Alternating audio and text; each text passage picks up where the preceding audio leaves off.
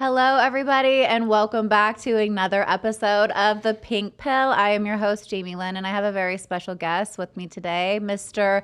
Jon Orlando, the big man on campus. Hello. Welcome, Jon. Love the theme song. That made me want to pop a pill. I don't know about a pink pill, but oh my God. I really was trying to have the Vegas vibes. Yeah, you did it. I was really, well, I got to give Amber credit for that because I think you're the one that came up with the song, right? Yeah. Yeah. I did. She was putting in work. I was like, I really want to go Vegas and I want it to be slightly unprofessional.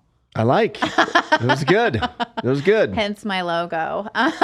Where did you grow up? I don't even know. So I grew up in Cali, actually. Okay. Yeah. But I grew up in Fresno. Are you familiar with that? Of course, yeah. Vanessa's Okay. from Modesto, so. Shut up. Yeah. Are you serious? Yeah. That's like, we're like neighbors pretty much. That's why, now I get it. It's like nice girls. Like Yeah. LA is full of crap, mostly. Yeah. But there's nice girls up. There's nice girls, but I think Yeah. it's like you have this like balance, right? Where it was so funny because I'm actually just getting back from I was in You were on a world tour. I was in Atlanta, and I was there for a podcast, and they were Really? talking. Yeah, so it was have you heard of Hardly Initiated at all? No, not yet. Slightly red pilly. Okay. Little bit, and that was really interesting because I kind of got blindsided by some of the stuff. Because you didn't know? Well, originally I was supposed to go on there to talk about narcissism. Right? But then they kind of threw me for a loop on some of them. And I was like, I wonder if I can bring that up today, And I was like, let me get John's opinion on some of those things. So, okay. I I wanna don't hear. know. Yeah. I was like, so, I was there to kind of talk about narcissism, but they brought up, when I was kind of reading some of the comments, I was kind of surprised because the two moderators were like, well, there aren't any good girls out there that basically like look hot kind of. That's what some of them imply. They're like, well, where are they? They're not in the clubs. They're not in this. And I was like, they are. Right. They're actually everywhere. They're everywhere, of course. Right. Why do you think they can't find good girls? I don't know. I don't understand anyone that complains about their geographic location as a barrier to finding good people. I just don't get it. I get it. Some places it might be different compared to others. Like, Miami's certainly going to be different than Tulsa, Oklahoma. Okay, I get it. But you're going to find, there's also more people to choose from in Miami, so that it balances out. I feel like it balances out, and it depends what bubble you're in. If you're in a bubble, like if you work in nightlife, like a lot of people that work in nightlife, oh, I hate Vegas, you can't meet anyone, everything's transient or whatever. Like, I get it, but you're working in nightlife. So that doesn't mean all the people in nightlife are not quality. I'm just saying, I get it. Like, you're on a specific schedule. You're seeing, in many cases, people at their worst, right? Or people, it's like if you work in a strip club or something, or if you're a dancer, like, of course you're seeing guys at their worst, right? In most cases, they're in Vegas, strike one, in your head, right? Sure. They're Vegas, strike one. They're drinking and maybe doing drugs, strike 2 and 3, and they're in a strip club and they probably have a wedding ring on. Like, I get it. Like, okay, it is what it is, but that doesn't mean all guys are bad, and then doesn't mean all guys in a strip club are bad. See, I totally agree with you. I felt like that was, and this is kind of like what I kind of came back with them with, is I felt like that was more about their own lens, seeing things through their lens, and then making a generalization based on some painful experiences that they've had. And I was like, your picker is off. Right. And, I think that sometimes when you don't heal from things like that, you're going to think everybody's that way. And how would you be able to how would they even be able to recognize a good girl if they're walking into a dating situation jaded? Right. Like, how would that even be possible? You have to have some level of openness, wouldn't you say? Yeah, for sure. It's like, when people, there's so many people that they're on on the dating sites like Tinder and Bumble, and I was too back in the day. I get it. But it's like, when you're on those and you meet someone, if you're still on those apps, good luck.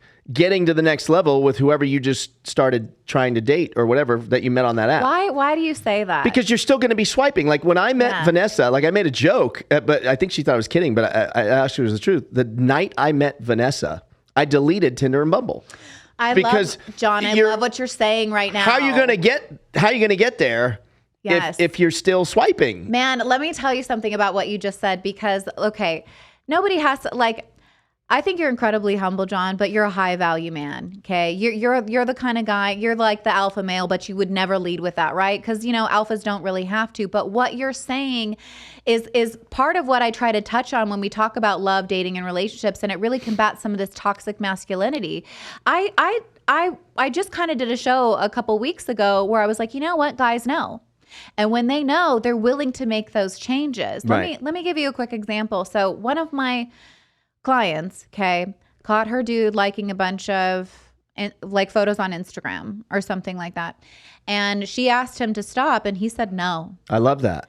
I actually think that's okay. I'm curious what your thoughts are on this. That he said no? I think it's okay that he said no, and I think it's okay that he's liking photos, depending maybe on what he's doing. I mean, I maybe shouldn't make a blanket statement, because I mean, I like a fuck ton of photos, but I'm what business I'm in. I need guests on podcasts. Yeah. I need people that want to start a podcast. I need people to help me promote podcasts. So you better believe I'm fucking liking and commenting fish where the fish are. Okay, fair enough. So let me give you a bit of history. Okay. Because we're coming from different places. Okay. This was somebody that he had cheated on her with. Oh, all right. That's all right. Yeah. Okay. Context. And there had been context. So I guess that's what. Yeah, that's not going to work. There had been prior infidelity in the relationship as well, and so they were in a stage in their relationship where they were building trust. And this was one of the things that she was asking him to do, and he said no. No. Okay. What do you think about that? My statement. No, he should have. Yeah, I should have gotten more context from you. See, I don't think he's that serious about her. Yeah, I mean, it just goes back to like why. So here, I'll give you this example. Like Vanessa's really fucking cool. We really don't fight. I mean, in our fights, I think I may have told you this before. Like our fights would sound like me saying, my God, no, it's not too much cleavage. Yes, you can post that on Instagram. Like that's what our fucking fights sound like. Okay, I love that. Like honey, like you have to exaggerate your ass up on that pose. See, but like, Jon, but I'm like nuts. No, I don't actually think you are nuts, because my boyfriend does the same thing. Yeah, actually, he loves it. Yeah. In fact, like he says, don't wear the nipple coverings if I go out. He's like, I don't want you to. I say the same thing. I say the same thing. Like I get shot down, but I say the same thing. I know, and I'm over here trying to put him on. Actually, yeah. I'm like, don't wear the nipple coverings and hope it's really cold in the casino. That's kind of where I'm coming from. But yeah, well, you're dating a stud. I mean, that guy's like perfect. He looks like a statue. I mean, it's funny. Liam, when I met him here, not long ago, maybe right before you went to Australia, like Instagram doesn't do him justice. Like photos don't. He's jacked. I mean, obviously he looks big and he looks perfect in photos, but like, he's fucking tall, and like he's like holy shit. Like if you were to create a superhero in real life, it's Liam. It's crazy that somebody can like look that way. It's crazy, right? Yeah, I know. It's like you walk through the door and as like a guy, you're like fuck you, but it was like I love it, Like, I know. It's like not fair, but I love. But sorry, what I was gonna say is, so like Vanessa's really cool, and like I have a lot of friends that come in from LA and New York or whatever, and when you live in Vegas, there's someone here every week, and I'm not like really a club guy. I never was a club guy. I don't drink. I never really drank. Like I might have had a 1 year where I did like take fun little pills and go out to clubs and stuff. But other than that, that's 20 years ago already. Yeah. And she's really cool. And like I'll have people come into town and, we go to dinner, we go gamble. And then the next step for them is either Excess or Omnia or strip club. Mm-hmm. And, sometimes they'll bring it up like in front of her or whatever.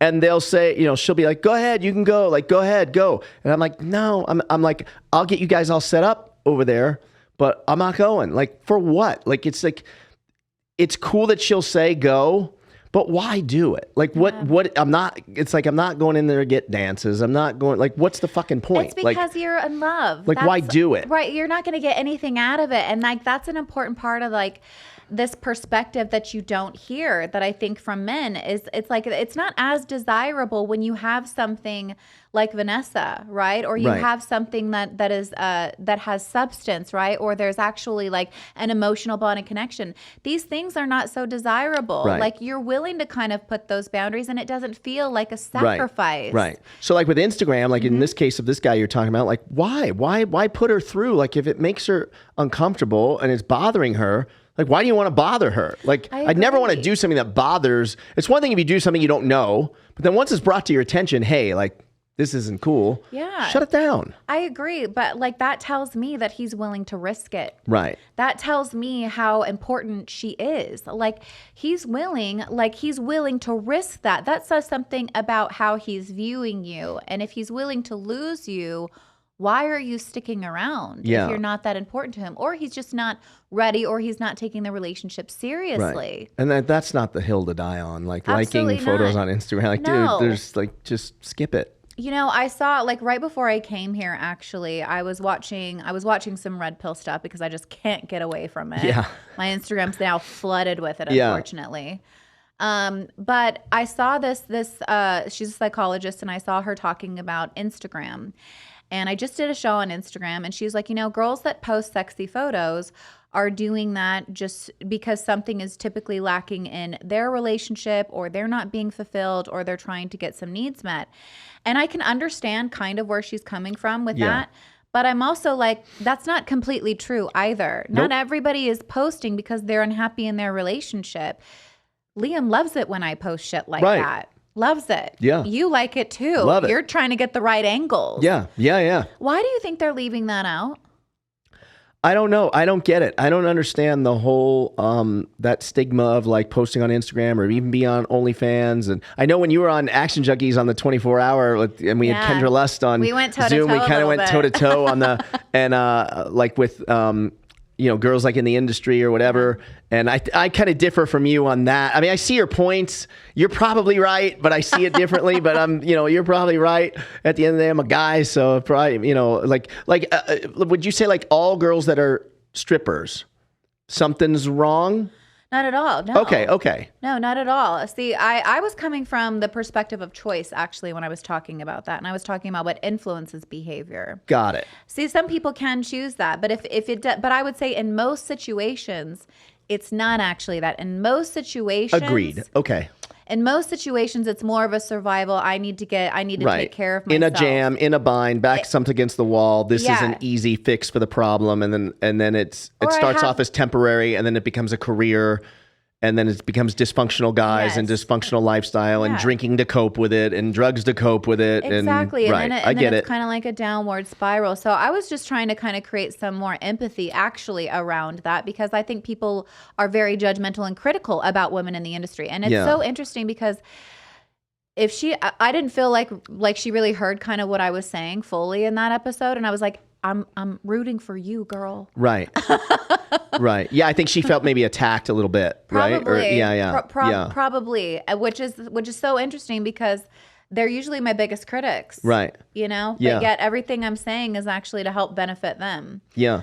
Even the posting on Instagram thing, like I don't understand like what the big deal, like I know so many guys that I'm friends with that met their girl by sliding into the DM off of a sexy photo on Instagram, start dating the girl, and then want to shut Instagram down. Right. Why is that? Like, I don't know, man. I don't kind get of it. like it's like a double bind for the woman, because it's like you're encouraged to be sexy. You're supposed to like attract people by using that, and yet it's like shut it down. You're never allowed to express or explore that part of yourself ever again. And so you kind of get encouraged to be sexual, and you're encouraged to be sexualized by men, and then as soon as you do, or you're in a committed relationship, well, now you have to completely turn off your sexuality. Right. That's a lose-lose. Like that's a really, because you're asking them to change.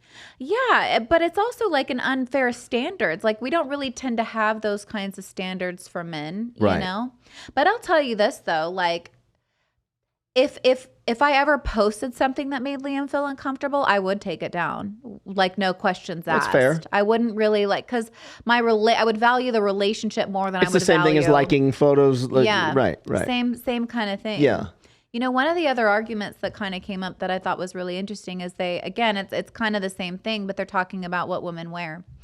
And we kind of got into a bit of a heated debate about, they're saying, well, women should really dress more modestly if you want to avoid unwanted male attention. And I was like, I don't believe in policing women to control a person's behavior. And they're like, well, it's for your protection. And I was like, that doesn't matter. I agree. And I think that's bullshit. I don't think it will solve the problem. I think if this is pretty, you can be wearing baggy sweats and whatever, and you can go to Smith's and get hit on. You can go to 7-Eleven. You can be pumping gas. It doesn't fucking matter. They're coming. When I told them, I said, you know what attracts the most attention for a woman, regardless, like more than what she wears or more than what she looks like or who she talks to. It's if she smiles at you. 100%. That right there will get you the most attention, and that right there will invite the most unwanted sexual attention. But that's not very popular to talk about. I used to say many years ago, here's all a guy needs to think a girl is attracted to him. Okay, let's see where I'm here. Okay, but watch me. Here's all we need. So I'm the girl, you're the guy. Okay. Here's all we need to think you're attracted to us. No, but you have to look at me. Okay. That's it. So just eye contact. 1/10 of a second of eye contact. You could have been looking at a dog crossing the street. John, what goes through a guy's head? Really, break that down for me. I don't know. We can't help it. I don't know. Wishful thinking is what goes through our head. Is it just projection? Because I think that if the guy, like the way the brain works is like, if I like somebody, you're going to look for that, like that confirmation bias. Yeah. We're just animals.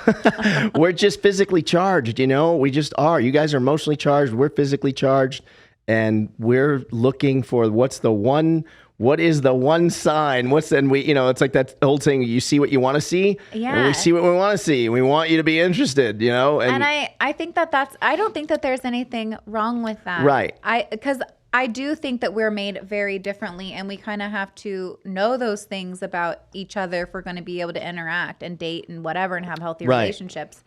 But when you start making the shift that you need to change something in order to try to control a person, it's no good. That to me is not healthy. Like our laws don't operate that way. That doesn't happen, and also, like most sexual assault or unwanted sexual advances have nothing to do with the way you look. It has to do about power or control or opportunity. Yeah. And so those, again, are arguments that I feel are really left out. So I definitely kind of got in a battle with them over that. And I just don't think it registered, which was so frustrating for me. Yeah. I mean, it's not cool to just say like, oh, if you're in a bikini and you're at a pool at Encore Beach Club or something, that means all of a sudden it's open season on you because you're in a bikini or you're in something sexy or you wear something sexy to the gym. Like, it's not. I don't think everything, like, why is there so much discussion around what women wear? Why is that even a thing? Why is that even part of the argument, Yeah, I don't know. It's weird. There's a group of guys, there's a food group of guys that they just love the blame game and they love to just throw rocks, right? They just want to, oh, well, what was she wearing? Oh, what was she doing? Or, if you're going to post sexy photos, then you better get ready for the comments. Like, no, like it's not. I went through some of the comments after the video got posted, and I probably shouldn't have done that. Yeah. Yeah. I actually did have a lot of support, but a few of them stuck out to me, and some people really couldn't get past what I was wearing. And I wasn't wearing anything crazy. I was wearing something pretty similar to this, actually. Right. And I really started thinking like, you're not interested in what I have to say at all. And there's a real double standard there, because that's me being like, that to me as some form of discrimination. And what they're going to say is, well, you're asking for it. Well, what if you can't look past what I'm saying because of my skin color? Right. Like, it's the same thing, we don't weigh it the same way. And also, same shirt, but you're an A cup. Yeah. There's no fucking problem. No one has a problem with it. It's true. Same outfit, but you're an A cup. That's now a really what? good point. Yeah. I love that. Yeah. I think guys like this, I think I'm just very frustrated with the language and all the rhetoric that I'm hearing about this. And it's a hard position to defend. I feel kind of alone on an island sometimes because Yeah. I'll have a lot of women slide into my DMs saying, "Get them, girl, go for Yeah, it, yeah. go for it." But I try to have them on here, and it's like crickets. Yeah, because they don't want the backlash, right? Exactly, and Yeah. that to me, It's like again, politics. It's the same thing. that to me says something too. That to me says that there's fear and intimidation. Yeah. You know, it's saying, "Don't speak up, be quiet." Right. You know, which is part of the problem. Yeah, I agree. Yeah, it's a weird dynamic how people love to stereotype and put different women based on your occupation, based on what you wear, into these buckets, right? It's like you Yeah. can end up in the whore bucket for some reason So fast. based on what you're, there's so many people that believe, oh, all bottle service girls are whores. I know. It's crazy. It's crazy talk. Like why? Like why would you, even strippers, like it's probably the opposite. I feel like you have to, like, the reason people do that is they have to devalue them, and it's a way that they're feeling better about themselves. I feel like when you make those kinds of judgments, you're not really interested in getting to know a person or going into it openly. Right. You're making really fast assumptions. Right. Yeah. Yeah. I mean, people do it with Vanessa, like people that, like girls that I've known for a long time, like, 20 years, whatever. Yeah. And they see, when I first started seeing her, whatever, they're like, oh, what does she do? I'm like, oh, she works at Republic. Oh, it's like from women.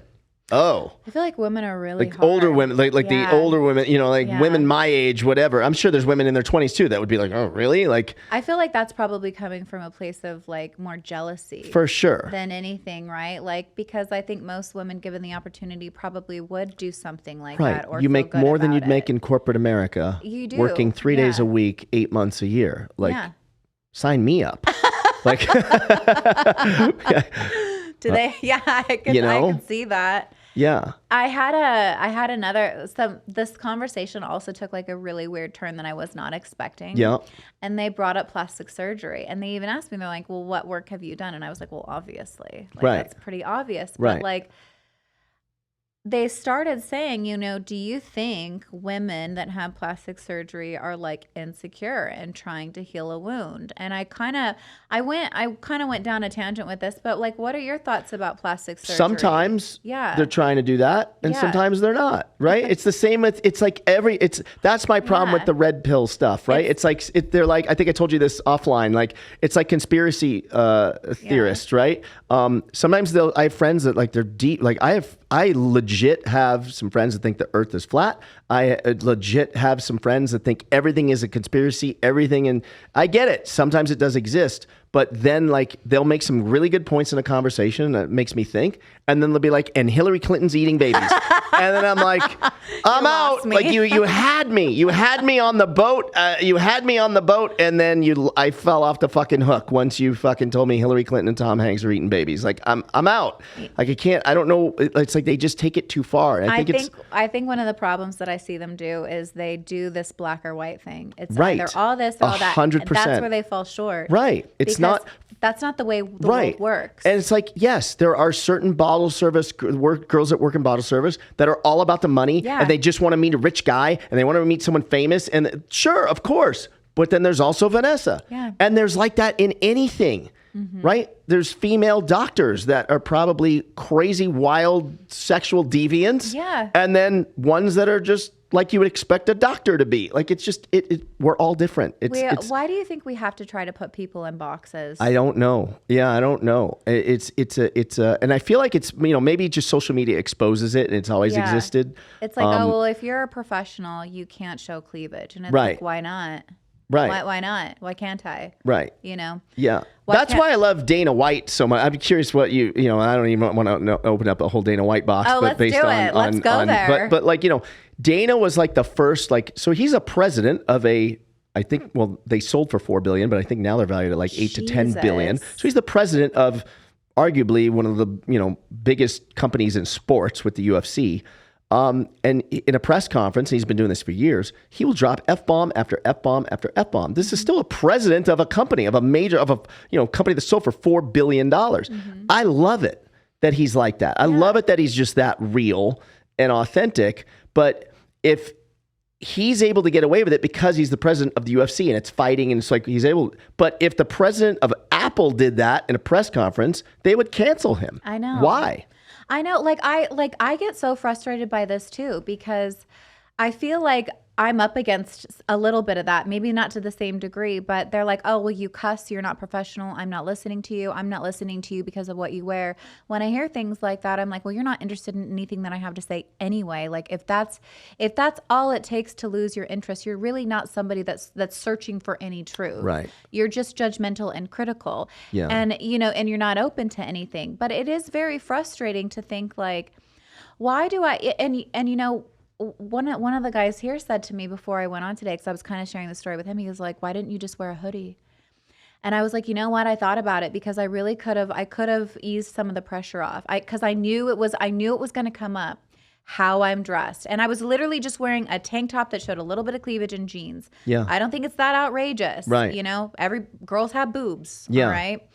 And I was like, you know what? This is who I am. Right. And this is what I look like, and this is how I like to dress. And I also cuss. Yeah. But I also know what I'm talking about. Right. And it's like, why can't you have that all? Like, why do we have to conform to, well, this is what a professional looks like, and this is how women Right. should be? And it's like, let's open, like, It's just words. I just feel Yeah. like you're trying to be controlling when Yeah. you do that. And it's like, I don't want to be controlled. Yeah. I want freedom. Right. And like, You're trying to fit people into a box that you want them to fit in. that you're comfortable with. Right. Like, what about why is the way a woman dresses making people so uncomfortable? Yeah. It's weird to me. Yeah. I don't even know why we're talking about that. There was a girl that got thrown off of a flight. Like maybe it's happened a few times in the last few years, but like specifically, I want to say 6 or 7 months ago. I wish I could think of the exact circumstance on the flight, but what she was wearing was not a big deal. I was like, really? Like, Yeah. wasn't a big deal. I mean, sure, a little top heavy, whatever. But like, what do you want her to wear? Like, it's summer. It's like, what should she be in? A turtleneck? Like, what do you want her to do? Well, you're getting punished for being attractive. Yeah.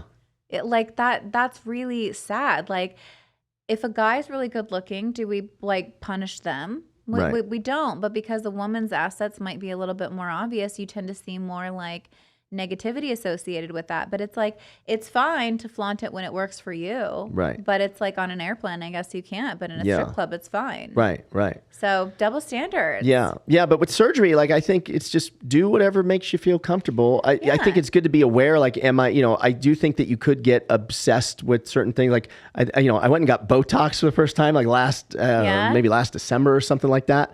Did you go to Chris or? No, I went to Dr. Leslie, who she does a show here. Do you know Dr. Leslie? I don't think I do know her. Yeah. Okay. I might have to hit her yeah, up. you should. Yeah. And I'm due again. But like from doing that, I did see like first I saw the improvement, and then I was like, fuck, I have like kind of like old man spots where I'm getting them a little bit. Like I need that to go away. I need this. I need that. Like I could see where you could kind of like get obsessed with it, or maybe obsessed is too harsh of a word, but at the end of the day, it's just trying to make yourself better, right? It's not hurting anyone as long as it's not unhealthy. But I guess then who decides where is it unhealthy? Because you might be too close to it, right? So maybe you can't look, and that's where you gotta hope that your friends like can fucking set you straight, right? I agree. Like I had kind of a very similar response to that because I wasn't all for it and I wasn't against it. Like, I think do what makes you feel good. Obviously, like if you're using that as a cope to heal trauma or some big emotional wounds, probably not going to work. You probably want to get some deeper work there. But like, I don't think that I think plastic surgery can also be healing. And I brought up 100%. People with low self-esteem, a new set of tits just might set them free, right? One of my girlfriends just had some work done. She's like, you know what? I really do feel better. And I was like, great. Right. Yeah. Like, what's wrong with that? And it's not some deep psychological trauma. It's like, that's kind of like she needed a little pick me up and she feels better. Like, so what's wrong with that? Right. What's wrong with it? But we villainize it. Yeah. I had this other thought that came to mind and I just lost it with this, but whatever. I'll think of something. It'll come back. Yeah. But I think like, I don't know. So that was some of the things that I wanted to run by you because I feel like it's not all bad. It's not all good. It's somewhere in between. And they're creating these arguments where they're trying to polarize people. Right. It's just blanket. Pick. Right. It's just white or black for them. Yeah. And sometimes it is gray. Like it doesn't have to be because you do this, it means that. It's not that simple. What do you think about some of the red pill stuff going around? I can't stand the whole fucking movement. I'm so over it. You have a lot of those people here. There's so many, and I like the this people. This is becoming the hot I know. spot. I like the people, but I kind of hate the content. I don't like, because it's just so general. They make so many generalizations that I flat out just disagree with. Those fucking Fresh and Fit guys, I can't fucking stand them. Like, it's just crazy to me. Like, they were here. I heard that they were really like, yeah. I talked to two of the women that were on it, and they felt pretty disrespected. Yeah, I'm sure. Yeah, I mean, he was just teeing off on one of those girls. I forgot her name, but you know, like, I just don't get it. Like, I don't get and at the end of the day, like, who the fuck are you? Like, who are these guys? Like, it's just weird. I just feel like they come across as disgruntled in most cases, or in many cases, like disgruntled, frustrated, like you didn't get laid in fucking high school and college, whatever, and you got past your own ugly duckling stage and you made some money and you got a little power and clout because you made some money, and now you're just teeing off on girls and you're being a hater. It's like you're out for revenge for the girls that wronged you at a young age or whatever. It's how I feel like they come across. I feel like it kind of reads that way too. I think that they're giving advice through a place of pain. Do you think that these guys have ever been in love? Probably, and I think. You know, again, it goes back to, it's probably been every scenario, right? They probably some have been cheated on, they had their heart broken, and now they're lashing out. It's like the equivalent of lashing out. Some maybe never got the girl they always wanted. And it wasn't until, look, I did stand-up comedy for 10 years. Did you really? Yeah, okay. from the time I was 22 to 31. Okay. Do you have any idea how many times? So I would work, you know, obviously I worked in like Las Vegas a lot. Like I would open for like Tom Jones and Paul Anka and Engelbert. These people are on the living or dead segment of Jeopardy that your parents would know who they are. You're too young. But obviously I opened for my dad for many years is how I started. And I can't tell you how many times I went like in the 90s and before social media, before any of that. You know how many times I would be in the venue that I'm going to be doing stand-up in, before the show starts, I'm the opening act. Before the show starts, I'm at the bar getting a Coke or whatever before I go out on stage, or a bottle of water, and then I'm going to literally walk through the backstage door and then walk on stage and do my set. You know how many times I would try to strike up a conversation with a girl or two girls or whatever at the bar. They want nothing to do with me. And then I go do my set, and then after the show, they're up my ass. Like, man, I can't even tell you, because women sometimes are attracted to what? Confidence, humor, money, status, it's power and perceived status. power or power, right? And so it wasn't until they see, oh, you're the comedian. Okay. And then after, now you'll talk to me. Like, but see, that would put a chip on my shoulder if I was a guy. Like, right. But I get it. I also get it. That's the flip side of us being attracted to little waist, big fake tits, pretty face, right? I guess there's it's the same thing. Yeah. It's just your brain makes it different. Like your brain makes, like, we think that's okay. You know, it's like the argument, like, how many girls will get mad if you say, you know, if a guy were to say, like, I only like blondes, or I only like brunettes, or I only like girls with big tits, or I only like this, or whatever it is. I only like fitness girls, right? Some girls take offense to that, but those same girls will sit there and go, if you said, would you date a guy that's 5'6"? They go, no. Yeah. What's the difference? Well, there isn't a difference actually, and I agree with you. Like it is the same, and I think it is harder for women to take honest feedback. I think that it's something that men are exposed to that, I think, their whole life. I think that they're heard, you know, they're told the truth. People don't really sugarcoat things. They're like, this is how it is. This is what it takes to be a man, da, da, da. Whereas women there's more, under most circumstances, there's more finesse and a more like catering to your emotions. You're the queen, you know, kind of thing. Right. And that can present with entitlement later on if you're not like very emotionally developed or intelligent, you know? Yeah. But there is a big imbalance in that I think plays into some of these power dynamics. Right. And if you don't correct that result is Fresh and Fit. Right. You know, where they're now building resentment and bitterness, and they're operating from that place. Because, yeah, I agree. And for every girl that they complain about, you know, the whole, what do you bring to the table? Yeah. You know, a girl's got to bring more than looks to the table, you know, if I'm, you know, at this part of my life or whatever. But the flip side is for every girl that is exactly what they're claiming, right? There's another girl that is supporting a broke guy. Thank you. There's another girl that's supporting a guy that has no drive. He plays video games all day. He doesn't really work. He's a fuck up. He's just getting high all the time. Yeah. Whatever the rap sheet of shit is that comes with his life that she's tolerating and supporting. I literally just got off the phone last night. I had a 40-minute conversation in front of a girl, in front of Vanessa, with a girl that I've known since 1996, and I hadn't talked to her in ages. Literally, I don't think I've talked to her on the phone in my life. She used to tan at a tanning salon that I owned in Branson, Missouri in the 90s. And she sent me a message on Facebook. I hadn't heard from her in a long time. And she says, hey, I broke up with a guy that I've been seeing for 2 years, and you know him. And I'm like, I just need I was hoping I could get some reassurance from you because you know the guy. And I was like, reassurance about what? Did she make the right decision to break up? She wanted counsel. Right. Got it. Okay. And I was like, I haven't talked to this girl in ages. And I was like, so weird. I was like, who's the friend? And she's like, I don't want to say. I'm like, you got to, I can't help if I don't know all the info. Like I always say, like, I'm like your lawyer. You got to tell me everything. If I'm going to get you out of this, I got to know all the details. Yeah, right. Okay. So she tells me who it is. And I'm like, oh my God, him? I'm like, you've been dating him? And she's like, yeah, we dated like 25 years ago. And then we started dating a couple years ago.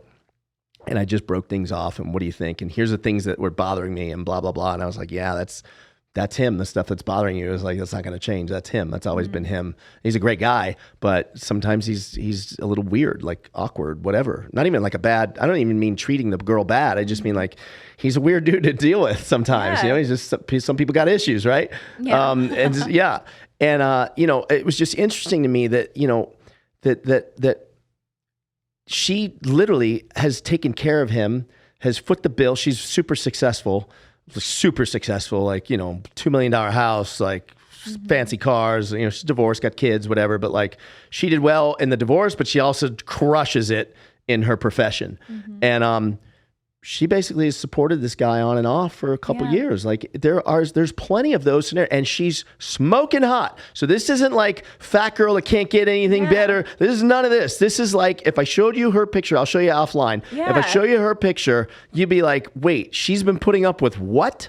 Like so that's where the fresh and fit and just the red pill community boils my blood, because like for every scenario you guys are saying exists, the opposite exists. It does. That's all I'm saying. So I 100% agree with that. And so one of their arguments is, hypergamy, right? They say, well, women only mate either at their equal or above their equal. And I'm like, have y'all been in Vegas? Yeah, no way. Because I know a lot of girls out here taking care of their dude.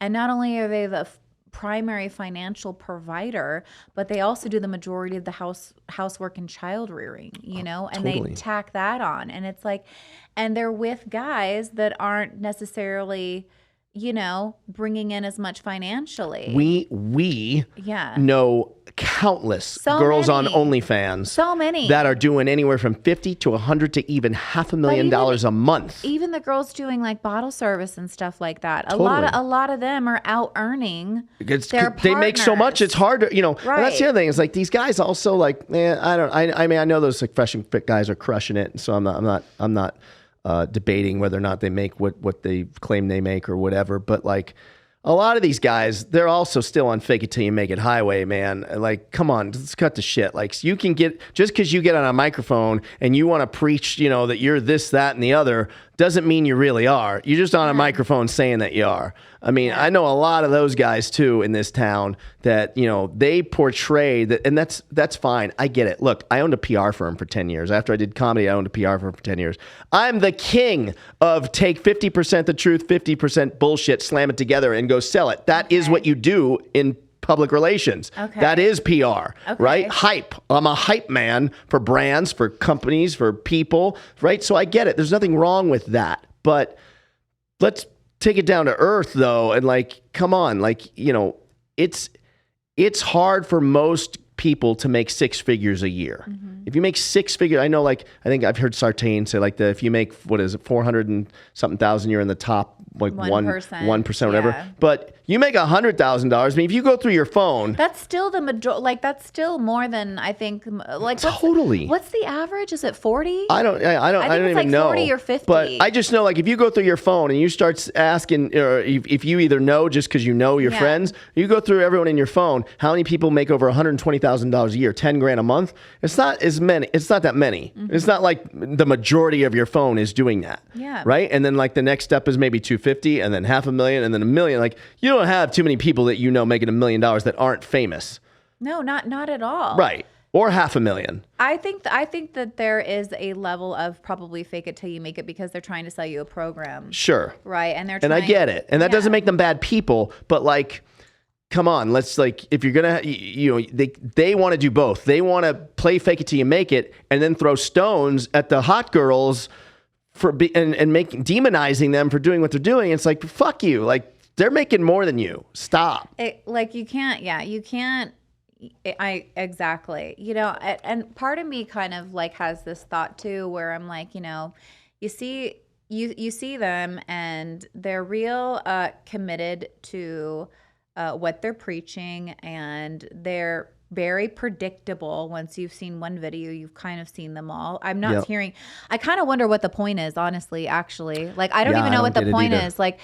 I don't know why people are even still participating in this because it goes nowhere. You're just going around a table and you're like, you lose value as you age. You do this. Nobody's going to want you because you have kids. Podcast is done. Like, what are we trying to do? Right. Are you just trying to get dudes laid, or are you just trying to find them love? Like, what's going on? But at the end of the day, I really feel like those men are going to want to have a partner. And I feel like most men want somebody that they can have an actual relationship with. Sex only satisfies you for so long. Yeah. And then it gets boring after a period of time. You can only bang so many hot girls before you're just kind of like, yeah, I kind of want something with more substance. And I think that we are wired for human relationships, most of them. And it's like, if we could fast forward their life, I'm like, what if one of them actually had something really, like, God forbid, but like, what if something actually happened to one of them where they weren't able to reap as much income? And now they've surrounded themselves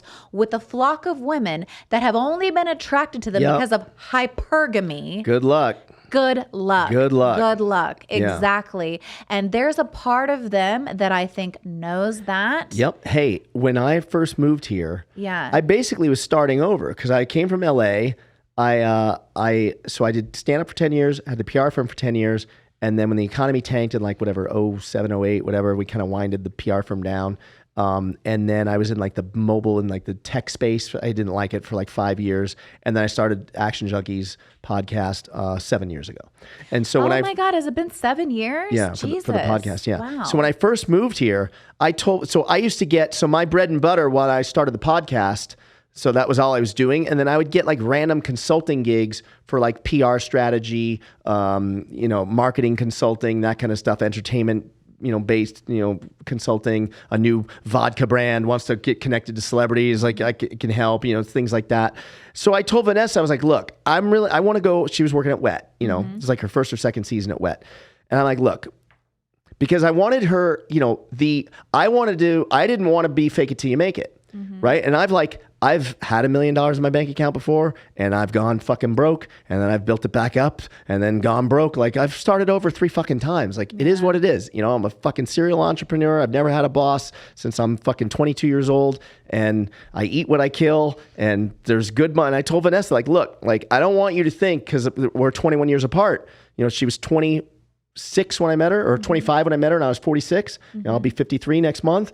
And, I said, look, like, I don't want you to think dating me, because this was when I was getting to know her. I don't really know what she's all about yet, And I was like, I was upfront. I was like, look, I don't want you to think dating me, because I'm 20 years older, means you're stepping into like a guy that's worth fucking $10 million, $5 million, whatever. Like, Not there. Why did you say that to her? Because I wanted to be upfront, because I knew I liked her off the jump. Yeah. As corny as that sounds, No, like it I doesn't. sound like the guy I used to make fun of. No, like, I think people know right away, John. So Yeah. what you're saying really resonates Yeah. with me because I'm like, they know. You Yeah. know right away. And when it's Yeah. real, it happens pretty yeah, quick. I mean, think. basically, I went to go eat. I went with a female friend. I flew to Vegas. So when living in LA, I used to come. I play a lot of poker and blackjack. I'm a degenerate gambler. So I would come here. I've seen a little bit of your. Yeah. So I would come here a lot. Like I would come here, like New Year's, Memorial Day, 4th of July, Labor Day, but then also because it's Wednesday, I would come here, and I posted one time when I came in 2 weeks before the Super Bowl. This is back in 2017. 2 weeks before the Super Bowl, I come in to play like in a poker tournament. And so on Instagram, I post like, home again, whatever, Vegas airport, whatever. Yeah. This girl that I've known for like 20 years hits me up and like, I'm like her. So I'm unofficially a male version of you. I just didn't go to school for everything, but for whatever reason, people that in my loop, in my circle, gravitate to Yeah. me like for advice, Yeah. whatever, counseling, I can therapy, see that. whatever. I can see that. Yeah. So this girl that I've known for like 20 years hits me up and is like, oh my God, you're in Vegas. I got it. She can't pick a good guy to save her life. This girl, I've known her 20 years at that point. Now it's 25 years, whatever, 27 years. So I'm like, oh my God, I can't, like I just stepped off the plane. Like I can't do this. I can't hear your fucking drama. Like it's the same every week. Like no matter what, I can't get you to change no matter what. Like, what are we doing? So I'm like, look, I'm starving. I just landed. Are you hungry? She's like, I already ate. Cause it was like only like 9 o'clock at night or something. And I'm like, can you meet me at I was staying at the Hard Rock. Well, what's now Virgin, but Hard Rock back then. I was like, can you meet me at the Hard Rock Steakhouse and like just fucking I'll eat, you talk, and we'll chop it up, whatever. So she meets me over there, and Vanessa's working at the steakhouse. She wasn't working at Republic yet. She was working at Rehab in the summer, their pool party at Hard Rock, and then the steakhouse in the winter. And this is February now, right? 2 weeks before Super Bowl. So, or January, I should say, mid-January. So Vanessa seats us, and I'm like drooling. And this girl she was a dancer, so she went both ways. She like girls and guys, Sure. So we're both like drooling over Vanessa, and Vanessa's wearing like this short black skirt and just looks like Vanessa, Yeah. And we're both like, oh my God. And, I'm like, I'm claiming that. Like you stay the fuck away, because she's hot, my friend. I'm like, no, I don't need you running interference here. Like I get shot number one. If I burn, you can, if I crash and burn, you can take a shot. So it didn't work out. I hesitated so long to go talk to Vanessa that I decided to go. She was working as the hostess. So I go to the bathroom, which is like on the opposite side of the host stand. I'm like, I'm going to go to the bathroom. I don't need to go. I'm just act like I go to the bathroom on the way back. I'll talk to her on the way back. And by the time I did all that, it was already 10 o'clock. So she clocked out because they close at 10. Oh my God. So right then I was like, okay, in 2 weeks, I know I'm coming back for Super Bowl. Okay. We're eating with my whole crew. We're coming to this restaurant Friday night, so I can see this chick, So I tell everyone, I come back 2 weeks later, I tell everyone, hey, don't make dinner plans Friday. Like I take it to all the dinner, so it's like 8 people. I was with like Lacey, do you know Lacey K. Summers? Like I was with her. She's like 12 million on Instagram, whatever. Like her and her boyfriend, Chad, and then my buddy, Jake Ellenberger, UFC fighter. Okay. So we all go into this restaurant and, so I'm walking to the gym from my hotel room the day before. And I have to walk by the restaurant and Vanessa's in there, but they're not open yet. And I see her, just like, folding a napkin, whatever she's doing, pre-shift, whatever. And she's like, it's just like the switch, yep, that's the one. It was like, that was the one. Like when I saw her 2 weeks earlier, I was like, yep, this is the one. And I was like, I've never been married, no kids. I know that's probably red flag, but I never wanted to get married. I never wanted to have kids. I've said it since high school. It's not a red flag because I think the way people frame it is a red flag, but this is what I'm talking about. When I think connection, what you're describing is connection. You're not talking about attraction. It was something bigger than that. Yeah. And I think that we have this intuition or this kind of wiring where we're designed to recognize our counterpart. Right. Yeah. And it was kind of like this automatic thing where you knew. And I think that happens. Yeah. It's rare. It's so rare. But when it happens, I used to make fun of people when they would tell me, oh, the second I saw him, I knew. I'd be like, oh my God, stop. Stop it. For most people, the second you see somebody, it's less. But that happens. That story is really, that's beautiful because I think that is a good, when people ask me what connection is, it starts like that. It's fast. Yeah. Sometimes it's not always the right timing. Yeah. But it's like this, Yeah. this unwavering familiarity, this unwavering confidence where you're like, that's it. Yeah. And none of it makes sense. Right.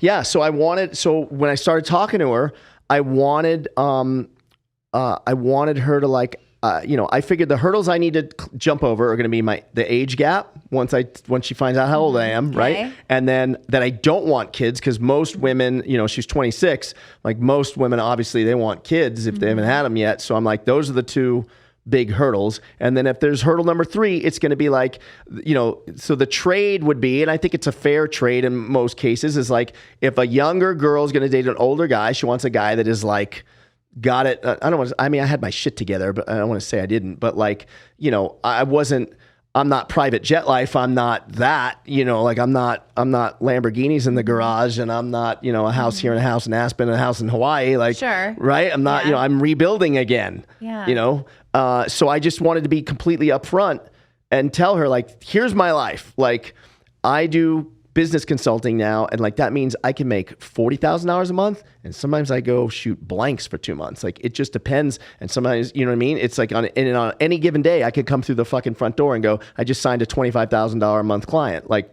that. You know why you led with that? Like, why that was so important for you is because you were looking for something real. Right.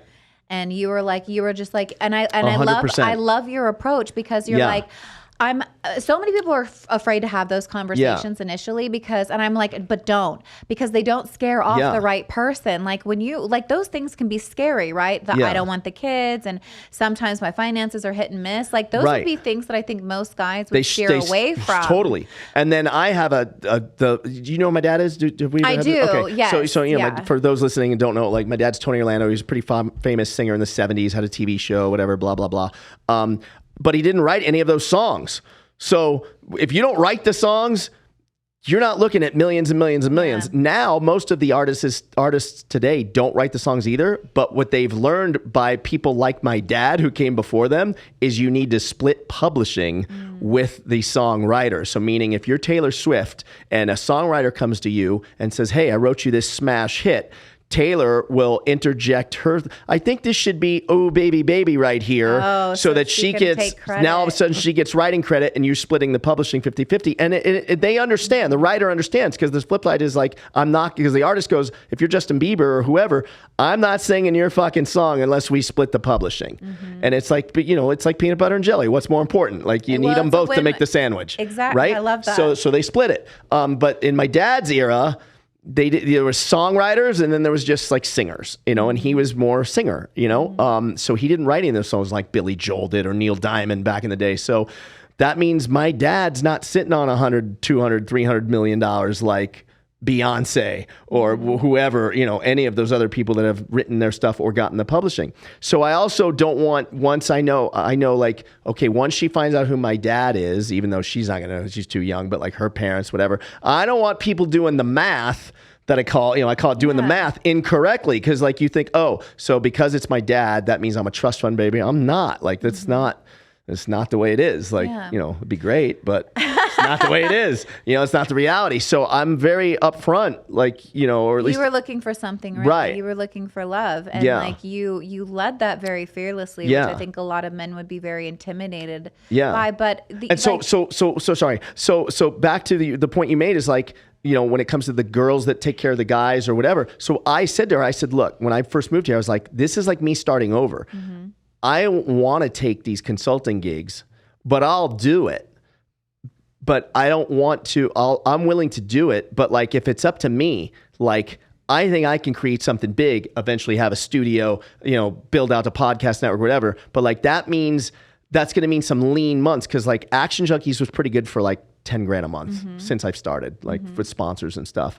But 10 grand a month isn't going to get hacked a lifestyle that like, well, I didn't know her. I didn't know she was, I didn't realize down to earth from Modesto and all that shit. So I don't know. Like, all I know is you're smoking fucking hot, and my brain's warped I just did, my whole life in LA, And that's not going to fly with the LA girls most, right? There I am now. I'm stereotyping. Well, no, but, it is true. I would say like most probably wouldn't. And that we have that same thing here. But what you and I are saying is that it's not everything. And there are plenty of people that aren't. Right. But when you have those experiences like in LA where they are, it's natural for somebody to it's natural for somebody to make the assumption. But the thing is that you worked with it. You didn't just stop there and say all girls are like this. No. You were still you still had to have a level of openness to even entertain it. And that's the thing that makes the difference, you know? You weren't shut down and you weren't bitter and jaded. You were like, you were still hopeful and you still went into it with a level of vulnerability. Right. And transparency. And I said to her, like, look, I can take these consulting gigs and I can keep us like where you wouldn't even need to work, you know, like I can get those gigs, but I'm a hamster that can't get off the wheel at that point. Like that's not building something that I can then sell. I really want to build up, you know, it's what I've been trying to do my whole life. I started with comedy, throw that out, but like with the PR firm, that didn't lead to an exit, right? The mobile app development company and the tech company, that didn't lead to an exit. At one point I owned an online poker site. 6 months later, they made online poker illegal in the United States. That didn't lead to an exit. All I did was lose $1.2 million. Oh my God. Or also known as everything.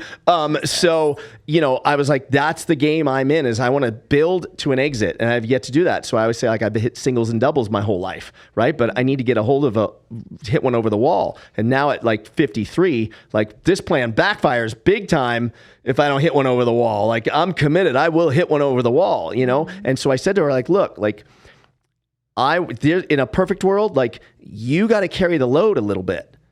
You have to carry the load. I was thinking like 6 months to a year. It took me 18 months. It was the longest I've gone without closing like what I would call a major deal in my life. 18 fucking months, a year and a half of Vanessa carrying the load fresh off of, she actually was divorced. She married a high school sweetheart. So she was going through a divorce when I met her. And, you know, she carried the load. So like, I know the kind of person she is. That's why like when, you know, people try to stereotype, bottle service girls, whatever, and all these girls, they just want money. I'm like, dude, you don't even know. And like, you know, sure, that might exist with some, but not with the one I got. Like, no. And like, it's understandable why people would think that, because it is common for people to kind of experience that. But if you don't heal from your wounds from having dealt with people like that, you wouldn't be able to recognize somebody that's not like that. Totally. Yeah, I agree. And you could miss something really, really beautiful. That's why I think healing's so important. Yeah. But I learned my lesson long ago at a young age. Like, I had a buddy literally yesterday called me and he said, hey man, he lives not in this state, but his new girlfriend is a bottle service girl in the city that he's in a nightclub. And he was like, how do you deal with it? Like guys hitting on her. I'm like, you mean like guys hitting on her at work? And he's like, yeah. I'm like, dude, get that out of your head. Like stop. Like stop right now. Don't be that guy. Like do not, if you're grilling her, like how many guys flirted with you? Who asked you for your phone number? Like stop doing that. That'll be the thing that kills You'll push her right out the door. Yep. Stop. Like she's coming back to you. So until she fucks up, hopefully she never does, don't sweat it. Don't give her the third degree. Don't put her on the witness stand when she comes home. Just know she's getting hit on long before she was working bottle service, buddy. She was getting hit on in traffic. She was getting, I said to him, have you ever in your life been in traffic, saw a girl make a right turn, you were planning on going straight, and you make a quick lane change, and that's what you do in the old days before social media, and you pull up next to her in traffic, roll down your window, and you'd shoot your shot right there in traffic. I'm like, you did that. So don't think that no one else is doing that to her, even today. Of course, guys are hitting on her wherever they go. Guys hit on you wherever you go, right? Yogurt store, like, Starbucks, it doesn't nothing's matter. off limits. No, Valet parking, wherever you are. Look, I know, like I dread it, honestly. Right. Because I know, I hope my neighbor doesn't watch this. Uh-oh. I have to be really mindful of that. And that's not to toot my own horn. That's really just an experience that Sure. most women have. But before Liam and I were living together, I was living by myself, and my neighbor I knew fancied me, and Right. he had a partner, but that doesn't matter a lot of times. Yeah. And I remember having to orchestrate when I would take my trash can out because I did not want to run into him because it was always something, Right. You don't even want to ask for help because that's always attached to something when you're Right. a woman, even Right. even your male friends. Yep. There's usually a point where they have tried at some point something. And that doesn't make them bad people. It doesn't. And when I say these things, I'm not saying good, bad, right, or wrong. I'm just saying that it happens. That's reality. It is the reality, and it's a place that you have to respond to. Yeah. Like when you have somebody that does, what Vanessa does, and even what Liam does, right? Right. Because they do. They're kind of in the same, field to 100%. some degree. You do have to have I agree with you, because if you berate. Yeah. And if you question or give them the third degree, that's going to be the thing that causes the most damage. And you're going to put them into a box where they can't even be honest with you because you've shown you can't handle the truth. So even if someone did hit on them, whatever, they're not going to tell you anymore because you've gone fucking berserk in giving them the third degree. So you're literally going to force them to lie to you because they're just it gets to a point they're over it. Were you always that kind of confident? No. So that's what I was to say. I learned my lesson in my 20s. I was never really controlling. Okay. But certainly jealous, certainly a little insecure. So, every girlfriend I had, first 3 girlfriends ended up cheating on me. But I was young, you're 16, 18. Of course they do. This happens when they're young. It's not everyone, but it happens, It's common when you're younger, figuring things out. And I was with the food groups that are always getting, they're models, they're actresses, and I'm living in LA, and it's like they're doing love scenes with, rehearsing. What do you think is going to happen? If you put cheese in front of the mouse enough times, the mouse eats the cheese. It just is what it is, But I learned my lesson. You cannot be jealous. You can't, because it just leads to no good. It just leads to, if they're going to do whatever they're going to do, regardless. So it sounds like acceptance was the thing that you do. You kind of just released it. Yeah. Is what really kind of gave you freedom. Yeah. I went through a hate women phase. Okay. For sure. Were you a little red pilly? I wasn't red pilly, but I was like a lone wolf, just fucking, I used to say, when I'm single, I'm single. Okay. Just because I had a girl just annihilate me in 98. I was 28 and slept with 2 of my so-called friends. Oh my God. Yeah. While her sister lived with us in a condo that I owned in Missouri. So you were helping her family out as well. Helping her sister who had a kid. Her sister was a nurse and emergency room nurse, so it's very stressful, because you're dealing with stab and gunshot wounds every day. It's like you're just seeing just trauma, and to the point where the sister almost took her own life. And and I said, look, why don't you just have her? At the time, I owned a tanning salon in Missouri and I owned a gym, and I said, we need childcare at the gym. Why don't we just hire her? She can run the childcare and work the front desk and have childcare there. The kid can go to work with her. And it's win-win, and I'll pay her, this is back in, 1998. And so we paid, I don't remember what I paid her. I matched whatever her salary was as being a nurse, where I probably would have paid for that job that I would have paid half, probably. But I was like, let's keep her at the same income, no big deal, whatever. And did that. And it was just I got my heart broken, smashed, fucking annihilated. How did you come back from that? How do you that's the kind of stuff that I feel like people get really stuck in and changes the game. And that's why I feel like it might have made me a bad person for a little while. Okay. I didn't date anyone for 2 years. Okay. You were just anti-relationships after that? Yeah, I was anti-women. I don't mean, but I mean, I just was not interested. It just what am I going to do now? I got to get my life together. What's going on? And I was just focused on stand-up. And then started dating, and then I kind of went through a really wild, crazy fucking dating phase, not a good guy, to probably everything you hate, for a while.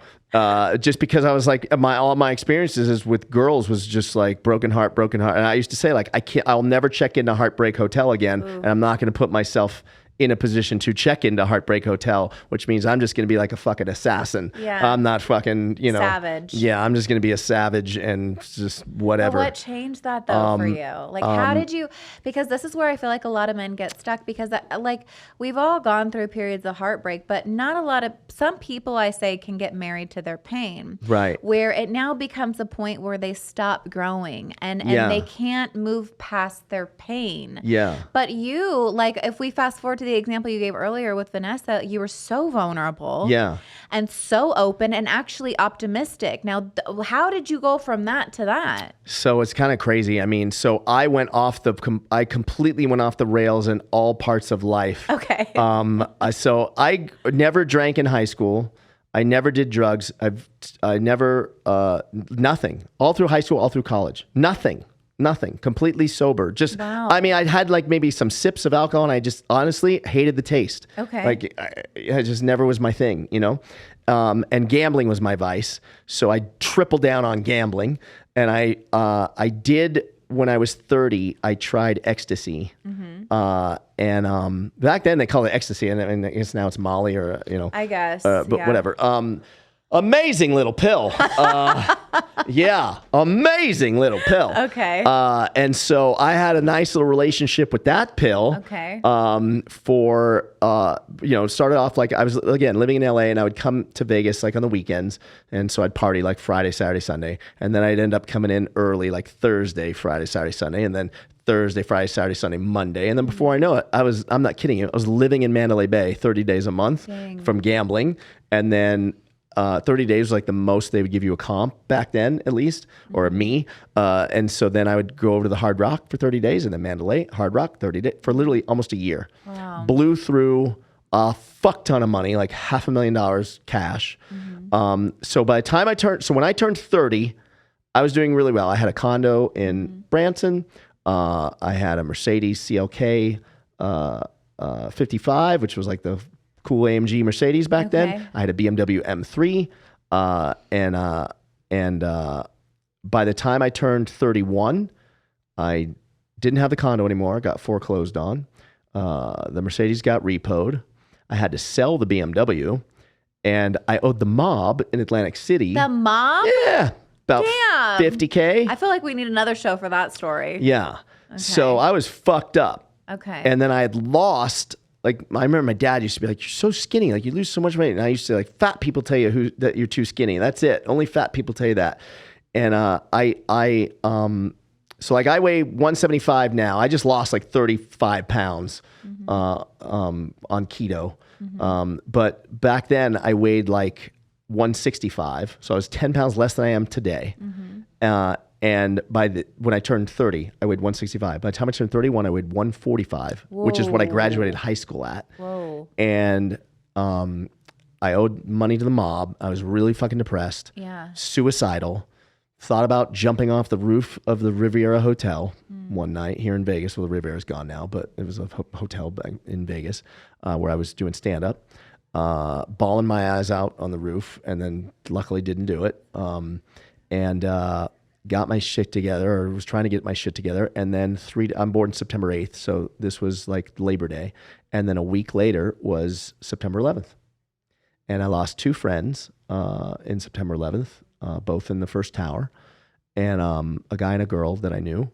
And I remember I got out of the I happened to, back then I used to wake up at like 12 noon or 1 o'clock. I'd be up till 4 or 5 o'clock in the morning. For whatever reason, I popped up out of bed at like 7:30 and I turned on, I was flipping channels. It was on every channel. The first tower just got hit, and I watched Tower 2 get hit live, and I was like, oh my God, and I knew, that crumbled, like, assuming that they were both in the, at the time I didn't know for sure, but, I was like, oh my God, like two friends just died just now. Like, this is crazy.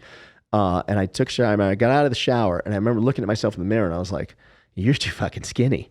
And I was like, where have I gone? Like, I was just like partying like a fucking lunatic, just taking that pill, nothing else.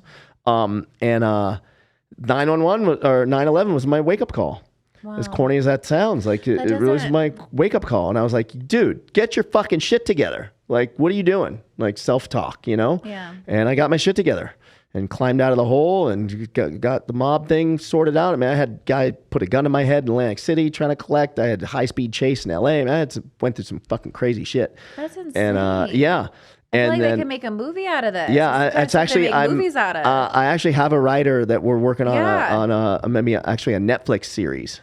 Oh my God, that'd be so interesting. Because I have some crazy fucking gambling stories. I mean, crazy, good and bad. You know. I talked a lot. I'm sorry. No. Like, please don't, because I think that this is I'm actually really glad that it went in that direction and that you shared that, because I think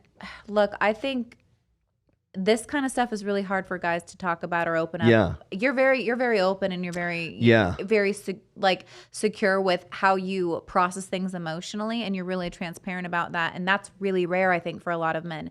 The fact that you talked about a struggle with mental health, trouble with the law, like those kinds of things, like that, I think it would be really hidden, where it's just like you just got to kind of buck up and do it. Yeah. But just even talking about the thought of taking your own life and what that was like I'm sure a lot of people can really relate to that. A lot of men can really relate to that. Yeah. And I'm really sorry that you went through that, but I think that was so important for you to say. I love that you said, and 100% to that point. I always say, like, 1998 was the year that she ripped my heart out, right? And then 2000 to 2001 was the year that was like up and down. And I always say, like, 2000 to 2001 was the best year of my life and the worst year of my life at the same time. But had I not gone through all that, none of this would be here today. I mean, I don't know what would be going on, what my scenario would be. Let me say this about that, because when I hear people, you have to give yourself more credit than that, okay? Because when I hear people say things like, everything happens for a reason, I don't believe that it does at all. What I will say is this. See, that would have crushed some people, but it didn't crush you. And that is all you, Jon. That is something like there's resiliency is something that I can see in that you have. And you either have that or you don't. Yeah. See, not everybody bounces back from something like that. And see, your framework will be, well, what was my choice? Well, you had a lot of other options. Yeah. But you chose to walk through the fire. Yeah. And you chose to heal, and you chose to do the hard stuff. Mental health is really hard for men to open up and express. Yeah. And talking about feelings, talking about heartbreak, talking about those pain parts of your life is something that I feel like most men really shut down about. So I think that this went in exactly where it was supposed to go. Yeah. And I'm glad that you shared that. And I know people are going to be able to connect to that. So thank you. Yeah. Thank you. Yeah.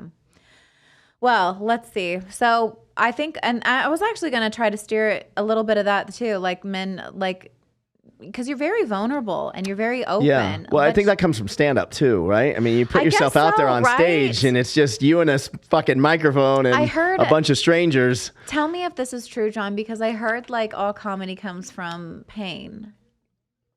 Yeah, I do agree with that. I had a really weird, it's funny, I was talking about this yesterday. I had a really weird stand-up career because I started at the top because of my dad. So I started by opening for my dad. So the first time I ever did stand-up, like most people start at open mic night. Like if you're in LA, you go to the Comedy Store, you stand in line, you get 2 to 3 minutes. And you just do that for years, at least a year, open mic nights, then you get a little feature spot, and you just build up slowly, and you build up your material from 2 to 3 minutes to 5 minutes to 7 minutes to 10 minutes to 15 minutes to 30 minutes to an hour is like the goal, right? And then a special, an HBO special, or now it would be a Netflix special, right? First night I ever did stand up, 2,000 people, opening night at my dad's theater in Branson, Missouri. In the audience is Entertainment Tonight there to shoot the show, so do a little feature on me and him. Bill Cosby, I know that's probably a bad word to say now, but back then it wasn't the B word. But Norman Brokaw, who was the chairman of the board at the William Morris Agency, which is now WME, who actually is the largest talent agency and owns the UFC. Bobby Vinton, old time singer. Andy Williams, old time singer. Mel Tillis, old time singer. Not to mention all my family, some friends, and I had to do 5 minutes. and I procrastinated and didn't write my material until literally the night before. Not out of laziness, but fear. Yeah. Like just, it's scary. It's like I couldn't scary, imagine. you know? Yeah. And I did my 5 minutes in 2 minutes, talking so fast, sweating like a pig. Absolutely awful. Awful. Yeah. Awful. And did that twice a day, 6 days a week was the Branson schedule. Sundays off. So 2 shows a day, 6 days a week. I did that for years, 7 years with my dad. And, after the first, year, I got better and better and better. And then I started opening for an opening act for like Tom Jones and Dionne Warwick and Faith Hill when she first came out and, people like that. And, you can't do that gig and not be vulnerable. But back to your original question about pain, because I started with my dad and because I started, the audience was, I think that the stat was like, there's 2,000 people in the audience. 1 out of 100 people, 1 out of every 100 is under the age of 65. Wow. So I never felt like I was even me on stage. I always felt like I was an actor playing a comedian on stage. So you kind of disconnected a little bit? Well, the material was not me. So you didn't get, the whole goal for stand-up is let the audience get to know you. Yeah. Right? You feel like you know Kevin Hart. You know Joe Rogan. Name your comedian that you love. You feel like you know them through the material. My material was so generic, squeaky clean. I'm not squeaky clean. I'm an F-bomb guy. Well, but I can't be cursing up a storm in Branson, and what am I gonna do? Tell jokes about my dad? That felt weird. like he's there. Like that just felt awkward. Yeah. So like the material is very generic, traveling and whatever. Like it was just very like I literally felt like I was playing a comedian in a movie. So I didn't get to pull from any of the pain. And I really didn't have, to that point, to be honest, I really didn't have too much pain. I grew up with a fucking silver spoon in my mouth. My dad was famous. So I had a great childhood. Like I know a lot of kids of celebrities have like a sob story or whatever. I don't have any fucking sob story. Like, my parents got divorced when I was young, but it wasn't really a big deal. Like, and that's not why I didn't ever see me getting married. Like it really isn't. Yeah. I just, I grew up taking limos to Dodger games. Like, I had a great fucking childhood. Like I had a great fucking life. Like I had no complaints. So I didn't really have pain to choose from, to draw from. Yeah. It wasn't until, it's funny, like I've even thought about maybe take another round 2 at stand up. Like that's a big commitment though. But like now I think it would be different. Like now I've got stuff to say and now I have a voice and now I have different things. That's why I got into podcasting, because I was like, I didn't want to do stand up. I got sidetracked. My goal in life was to be a baseball player. I didn't work hard enough to do that. And then my fallback was comedian and then transition to an actor. But I hated the business. I hated the business of acting, like going on auditions. Like I was fearless, obviously. I didn't have any fear getting in front of a bunch of people on a microphone and trying to make them laugh, good or bad. I can handle silence. I can handle booze. I can handle getting heckled. I'm all good. You ask me to sit at this table with 3 guys wearing suits and read 3 lines of dialogue. Really? I'm fucking shaking. What is the difference? I don't know. Because it's not my words. It's someone else. Okay. And it's like. You know what it is, I bet? It's because you don't feel authentic. I don't feel authentic and I don't feel like I have control. Stand up, I have control. I say what I want to say. Here I got to read these lines and like, it's like to 3 people, like, at least, if there's 2,000 people in the audience, if you're batting 500, if only 50% like you, 1,000 people laughing in a room, you're good. Yeah. You know what I mean? Here at this table, 3 people in suits, if half of them don't like me, I'm fucked. Like, that's a hard thing to do. Yeah. I have a lot of respect for actors. That's a tough gig. To just kind of open yourself up to be judged like that. But at the same time, anytime you do something that's in the public eye, like podcasting, you're opening yourself up to that criticism. I think you have to have some really like tough skin. You know? Have you ever gotten like any kind of feedback or criticism from doing podcasting or something like that really like not about the podcast?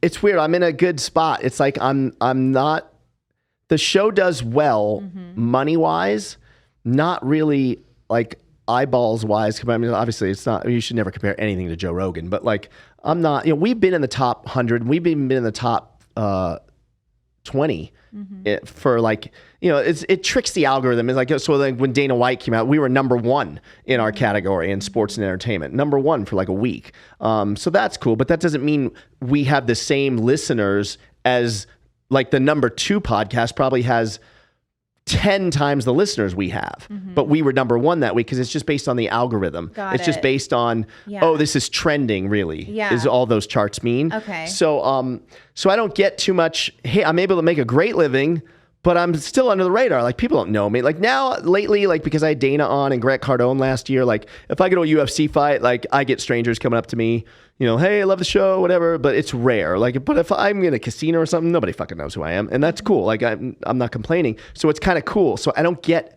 hate for that. Where I get hate is the jealous guys that are mad that I have Vanessa. So I get. How do you get that kind of hate? Do they is it DM like me. Instagram? They DM me like so. But like I had a hair transplant like a couple years ago. I don't know if you remember that whole thing. Yeah. And so like I was getting before that like guys, and this wasn't why I went and did that. I've been wanting to do it, but guys would send me like you're fucking bald and whatever. Like guys are ruthless. Like or they send them to her. Oh, really? That fucking drives me nuts. Like that's like fuck, man. Like fuck these guys. Like they'll send hey, your fat boyfriend or whatever. And I wasn't really fat, but Well, they're just saying that to get a reaction out right. of you. It does, like, but when I watched the the David White interview, I was definitely had a fat little face there. Fuck that. I think you're too hard on yourself. But it just is what it is. Like with the haters, But I've also had a lot of guys that were like Vanessa's followers that send me like, bro, thanks for posting a thing about the hair transplant. Like, what's the guy's name? Like, how is it? Like, I've got a lot of those like her followers that became like my like Instagram friends, just because I feel like you would get way more love than you would hate. Yeah. Like you're always going to have haters, right? Yeah. Because like, it doesn't even make it true. It's just some people have agendas. Like if their agenda is to get her, like they're not going to say anything nice about you. It doesn't even mean that they believe it though. Right. Well, right. They're just, and a lot of times I forget like, you don't know, like some of these guys, because it's usually 0 followers, no posts. These might be 14 years old, these kids. Like you forget that part too. Like they might be 16. They could just be bored. I had a group of 3 guys last year DM me. I made a comment on a UFC post about a fighter, about Jake Paul. And these guys fucking lit me up. You don't know what you're talking about. And I was basically saying Jake Paul is not a boxer and like he'll never beat a boxer, but he might beat some retired or old MMA guys, UFC fighters, but I promise you, he'll never beat a legit boxer. Okay. And he has yet to do that. And the only one time he did lose was his last fight. Tommy Fury was a real boxer and he lost. So I was right. So it was right before that fight. And these guys sent me, how you can name a group chat on Instagram? Yeah. So it was like, Death to Orlando or something fucking like, what the fuck? Creepy. And these guys were sending me fucking hate, all 3 of them. Ew. And I was like, and I'm like, I'm not a look for trouble, but I was like, no problem. Here's the address to the studio. You want to have this conversation in person? All 3 of you are welcome to come on by. And see, that's such a good way to handle it. And it is what it is. And I'm prepared to do whatever the fuck, however fucking aggressive you want to be with me in person. Yeah. No problem. Do you think that, I don't think that they were probably expecting that you would have called their bluff. So then one of them was like, I'm in Vegas now. I'm at Caesars. I'm like, great. I'll send you an Uber. Come on over. And he's like, you come here. And I was like, you're not really here, whatever. So anyway, we were going back and forth. And then I don't remember what flipped it, but they said something to me. And I was like, we started talking about UFC and I think what happened was, I know what happened. They started looking. So they went from seeing my comment to now they sent me a DM, but now they decided, well, who is this guy? So they started looking at my posts. So they see me with Dana White, me with Adam Sandler, me with like Russell Peters, me with Vanessa. Them. So then they would change their tune. They were like, so basically they were like, oh fuck, like A, this guy might be cool, and B, like fuck, this guy like knows a lot of like fuck, like who are we picking on? Yeah. And it literally turned in the group chat to like, bro, how did you do this? How did you get that? And then now a lot of guys like me would have been like, go fuck yourself, block.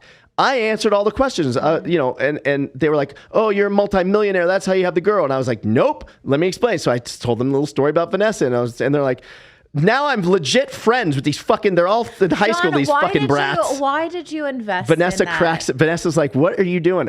It's just how I am. I don't know. Yeah. I don't know. I think a lot of people can learn from that actually, because you didn't take it personally. Yeah. Here's what I saw you do that was really, really good.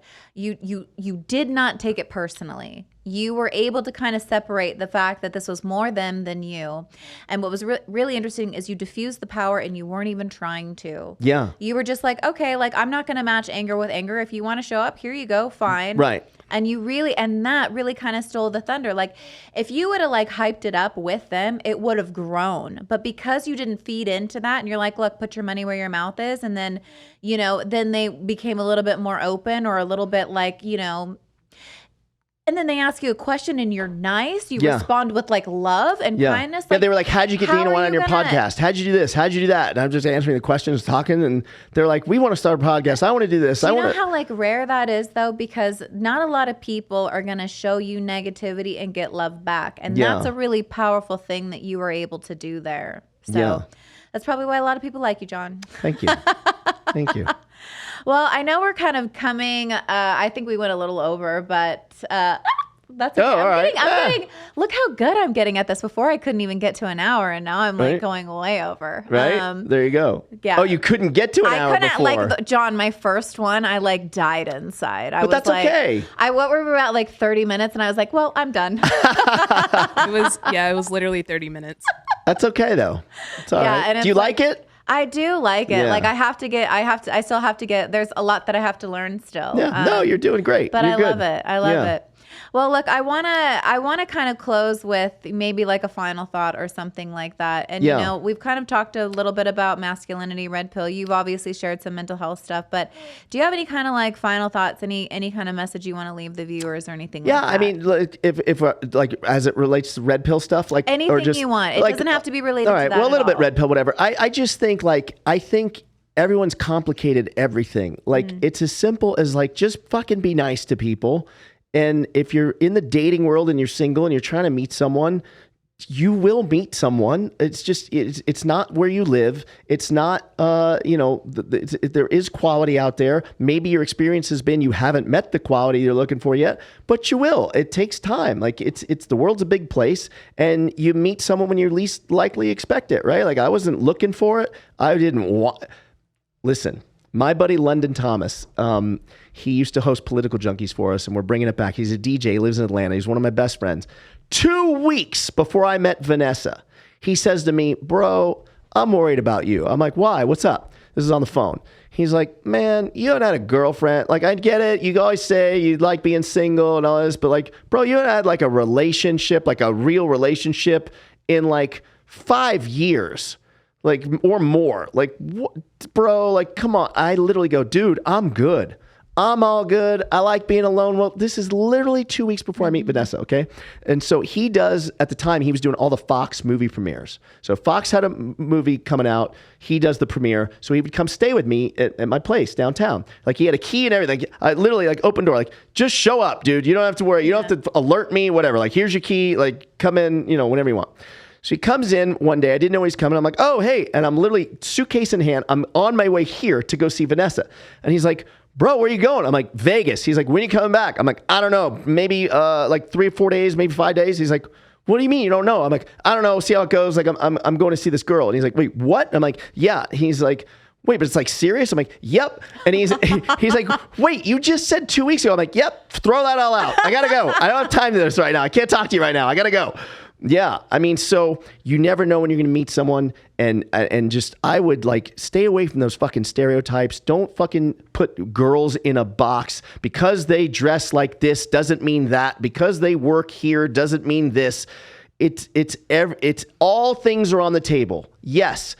A stripper might be a whore outside of the strip club. And you know what? She also just might be fucking doing what she's got to do to provide for her 2 kids because her fucking ex-husband or whatever was a deadbeat or whatever the scenario is. You can't just stereotype and sit there and go, because you wear this means you're a slut, or because you did, like, none of that is true. There may be cases where that's true.